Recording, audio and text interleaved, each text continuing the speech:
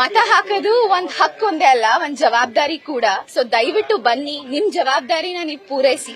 ಯಾಕಂದ್ರೆ ಇವತ್ ನೀವ್ ಜವಾಬ್ದಾರಿಯಿಂದ ಮತ ಹಾಕಿದ್ರೆ ಮಾತ್ರ ನಾಳೆ ನಿಮ್ಗೆ ಹಕ್ ಸಿಗೋದು.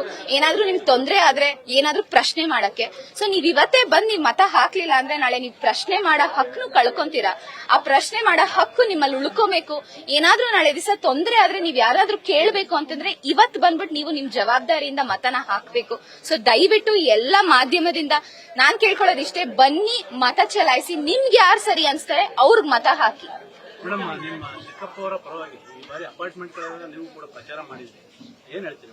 ರೆಸ್ಪಾನ್ಸ್ ಹೇಗಿತ್ತು? ಸೊ ನಾನ್ ಏಂತಕ್ ಹೋದೆ ಪ್ರಚಾರ ಮಾಡಕ್ಕೆ ಅಂತ, ಒಂದೊಂದ್ಸತಿ ನಾವು ನಮ್ ಬಿಸಿ ಶೆಡ್ಯೂಲ್ ಅಲ್ಲಿ ಮರ್ತೋಗ್ತೀವಿ ಓದೋದು ಅವ್ರು ತಿಳ್ಕೊಳ್ಳೋದು ಯಾರು ಎಷ್ಟು ಕೆಲಸ ಮಾಡಿದ್ದಾರೆ ಅಂತ. ಸೊ ನಾವು ನಮ್ ಎಫರ್ಟ್ ಹಾಕ್ಬೇಕಲ್ವಾ ಹೇಳಕ್ಕೆ, ಸೇಂಗ್ ದಟ್ ಇಷ್ಟೆಲ್ಲ ಮಾಡಿದೀವಿ ಅಂತ.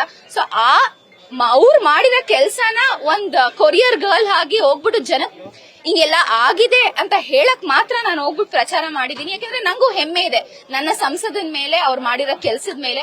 ಮಗಳಿಗಿಂತ ಹೆಚ್ಚಾಗಿ ನಾನು ಒಂದ್ ವಿದ್ಯಾವಂತೆ ಆಗಿ ನನ್ಗೆ ಗೊತ್ತಿರೋದನ್ನ ಜನಕ್ಕೆ ಹೇಳೋದು ನನ್ನ ಕರ್ತವ್ಯ ಅಂತ ನಾನು ತಿಳಿಸ್ಕೊಂಡು ಹೋಗಿ ಪ್ರಚಾರ ಮಾಡಿದೀನಿ. ಆ ಪ್ರಚಾರಕ್ಕೂ ತಕ್ಕಾದಂತ ಪ್ರತಿಫಲನೂ ಸಿಗುತ್ತೆ. ನಾವ್ ಗೆದ್ದೇ ಗೆಲ್ತೀವಿ ಅನ್ನೋ ಆತ್ಮವಿಶ್ವಾಸನೂ ನಮ್ಮೆಲ್ಲಾ ಕುಟುಂಬಕ್ಕಿದೆ.